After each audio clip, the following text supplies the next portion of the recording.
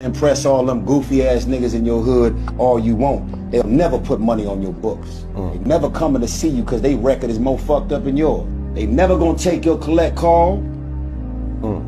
And they gonna be fucking your baby mama while you locked up when they supposed to be holding her together. Go ahead and keep going out your way to prove shit to a bunch of niggas that don't He got matter. caught with a wire in that shop. He was a dead man. The most shocking part is the motivation. In places like Atlanta, dudes usually snitch to get off a life sentence. In this LA case, these people are professional snitches. They are getting paid monthly checks by the FBI to feed their families. One guy even turned Fed over a public lewdness charge, a misdemeanor. He didn't do it to stay out of jail. He did it for the compensation. Right now, there are an estimated 25 to 30 confidential sources still walking the streets of LA, reporting back to the feds every single day. They aren't just listening, they are active. One informant was literally buying strap-on switches and meth from gang members just to turn around and hand the evidence to the FBI. It's a different kind of game being played out west. These aren't just guys caught in a jam. They are hired employees of the government living among the people they're investigating. Here we go. Assalamu alaikum, people. Assalamu alaikum. Hey, you know what's funny? It's like you can give people information and it can be right in their face and they still won't believe it. You see, this was wrong with the culture. I'm not talking about my culture anymore because, like I said, I don't subscribe to that political type of culture. I used to, but this is wrong with that culture, that gang culture. Let me explain something to you. Everybody, the information that we have gathered over the last few months dealing with the Drugs Down case, I personally sent it to the brothers in the Crenshaw district for a reason, so they can read and understand on what's going on. Now, I don't know if everybody can read. I don't know if everybody can write. I don't know if everybody can comprehend. I don't know these type of things. However, you do have a selected few of individuals. When they read, they'll swear up and down that it's nothing there. They'll swear up and down there's no confidential informants. They're swearing down that other people wasn't a part of the co-conspiracy and all this type of stuff, and it's right there in their face. But they so quick to attribute everybody that don't have anything to do with the case to the case. And that is wild to me. That is unbelievable to me. It's like they don't want to believe that they own homies or they own comrades. So they community out like that, bro. But let me give you a news flash, brother. That's exactly what happened, bro. Instead of you guys are so eager and so mad to want everybody else to be a part of that case, because whatever somebody have told you, whatever narrative you want to run, you guys are just mad because, man, you guys dropped the ball. Dudes dropped the ball over there, bro. For sure they dropped the ball. Not all the brothers over there know that. But the brothers in that circle, in that particular circle, dropped the ball.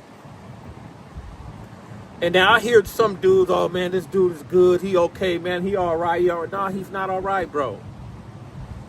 I'm sorry to tell you, man, he's not all right, bro. And the cold part about it is, instead of you brothers saying, okay, man, y'all understand why the brother did what he did, instead of y'all saying that, you guys will fight anybody else tooth and nail to say he's good and win the paperwork It's right there in your face. I didn't go type it up. Nobody else typed it up. If you want the case number's on the page, bro. You can go to Pacer. You can go down to the court building. You can find out for yourself, bro. It's right there. All the stupid stuff that transpired in that case, bro, it's right there. And brothers still do not want to believe that it happened. You guys are so prideful to the point where y'all don't want y'all hood, so-called hood, to look bad. Or the so-called Crip card, or the so-called blood card to look bad, that you guys will basically negate on what's really going on. You guys will overlook that. Me, I don't care, bro. To be honest with you, I really don't care. I gave you the information. The information is there. If you guys don't want to believe it, Alhamdulillah Rabbil Alameen. That means all praise be to the Most High. Because I'm not going to force it down your throat. Right? And then I get a lot of backlash on dudes telling me who's a Muslim. Right? So, let's break this down a little bit, man, because they be like, oh, man, he's a Muslim, man. Why are you reporting on that? Because I'm going to tell you why I'm reporting on it. Because you guys really don't know in detail on what's going on. If you're not in the know and you outside the know, certain things I just don't speak on because I don't speak on. This stuff is deeper than what everybody think it is. And I keep telling y'all that, bro. This stuff is deep. And y'all don't understand this. Right? So, oh, you taking another Muslim down? Nah, I'm not. Because first and foremost, when Big U came home, what did he come home to? Being a Road 60. Hood days, blue tie parties, and politicking with the Crips. Politicking with the Crips inside the section, and all that type of stuff. That's what he came home to. He came home throwing up the two fingers and the thumb. He didn't come home saying, Ashhadu la ilaha illallah Muhammadan Rasulullah. He didn't come home like that. He didn't come home praying 5 times a day. He didn't come home to none of that stuff. And any brother and sister that's inside that community or any other community, if a brother professes to be Muslim, I don't know about the Christian, I'm telling you about the Muslim. If he professes to be a Muslim and you see that he's out there getting drunk all day, smoking all day, chucking up the 2 fingers and the thumb, or chucking up the 3, or chucking up the B, or chucking up whatever he's chucking up, bro, the man is totally off his square. The man has deviated away from Sirat al-Mustaqim, I mean the straight path. The man has deviated to the point where there's no way he can enlighten you on the difficulties and dangers ahead of them unless he's telling you guys that he's off his square and y'all don't want to be like him. Right? If you got a dude over there, bro, and he's 65 years old, and he's talking all this jargon, and he's telling you he represents this Deen al-Haq, meaning this Islam, you can't take him for face value, man. You can't do it, bro. And I'm just calling a buck, and a ball to strike a strike, bro. You can't take it. You can't take his word, bro. First of all, his job is to basically get away from that environment until he's mentally strong to go back into that environment and he can deal with them conditions. Because 9 times out of 10, a lot of brothers, they take shahada and they not mentally strong. So they go back into that jungle and they get sucked back into that jungle. And when they get sucked back into that jungle, they back being who they was from their section. And I'm talking about all the brothers. Now you have the Christians where they say you can be a blood and a Christian at the same time, or be a Crip and a Christian at the same time. Not all of them, but the majority of these dudes say that. It doesn't work like that, bro. Because I'm gonna tell you like this, man. When these dudes go to the penitentiary, they have to pick a side, right? And they pick a side when they're inside the penitentiary. So how can you be Muslim inside the penitentiary and you leave your homeboy in your section for dead inside the penitentiary, and then you go back out and try to be from the hood again? Ain't that a form of betrayal for your section? Ain't that a form of betrayal for the Muslims? So a lot of people don't look at it in that context, because all the members worry about is numbers. We Muslims, we don't care about numbers, bro. We know how to stand on our own. We know how to move on our own, bro. We are our masjid, bro, meaning on the singular. We are the ones, brother, is going to join what is right from being what is wrong. And this is why it baffles me, man, when I give this paperwork to people, and they'll say, oh, man, this such and such and such and did this too. But they not in the paperwork, bro. Show me where they at in the paperwork, and I will believe you. But they're not in the paperwork. I'm going to tell you what these dudes do, bro. They'll put allegations on dudes and don't be having no proof, bro. And especially, man, when dudes come with allegations and they give you some type of paperwork or something, know what you guys should do? Tell them to give you a case number too.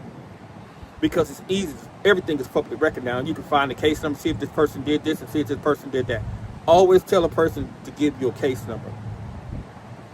See what these dudes do, bro? They'll put allegations on other individuals, and they want the person that they put the allegation on,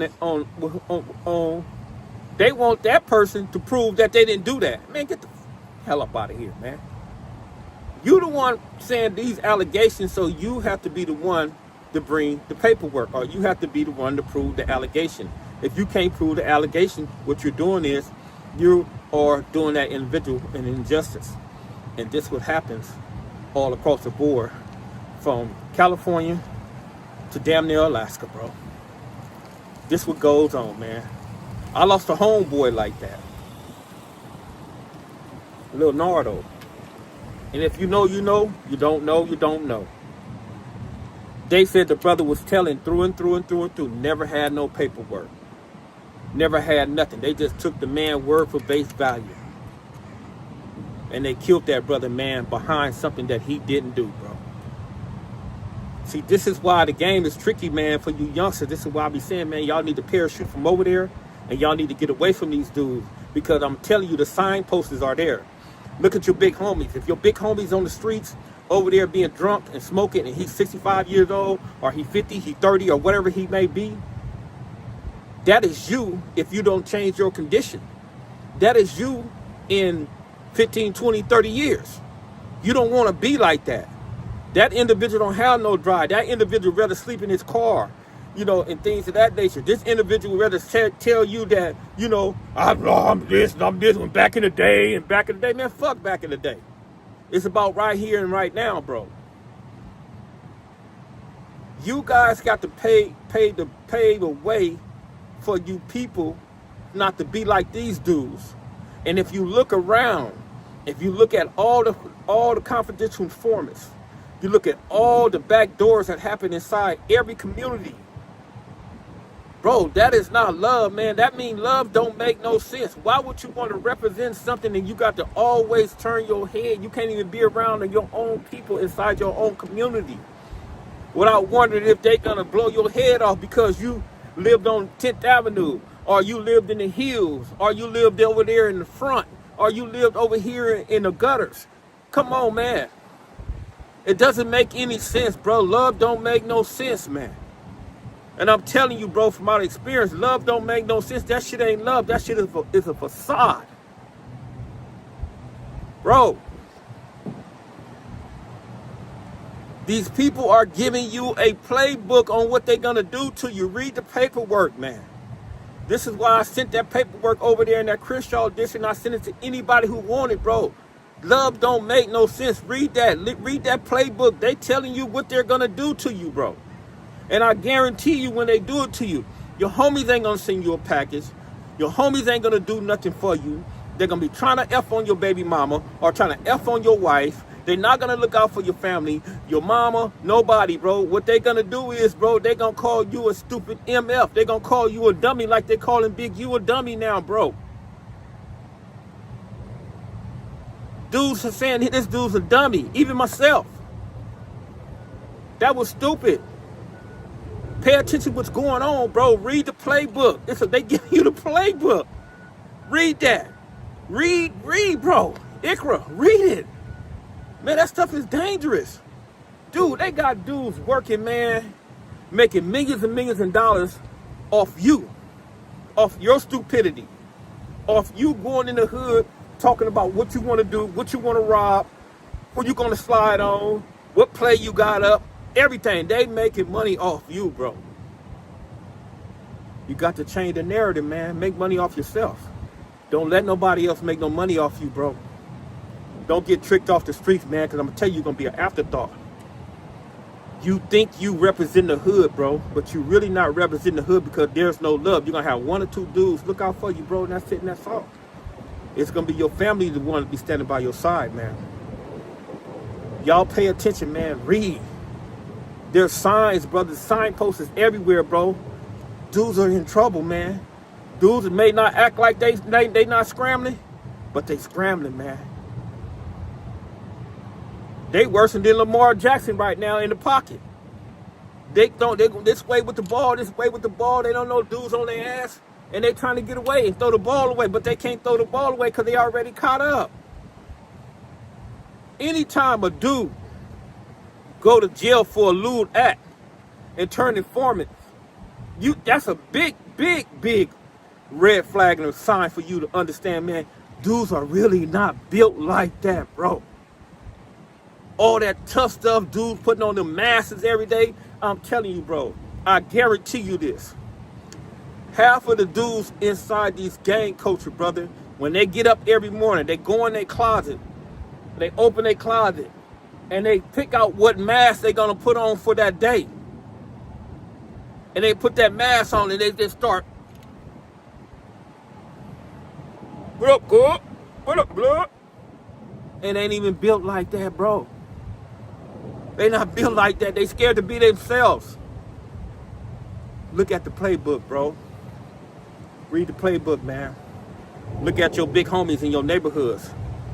And if you see what's going on with them, and you think that's hood, or you think that's gangster, ain't nothing else I can tell you, man. Assalamu alaikum.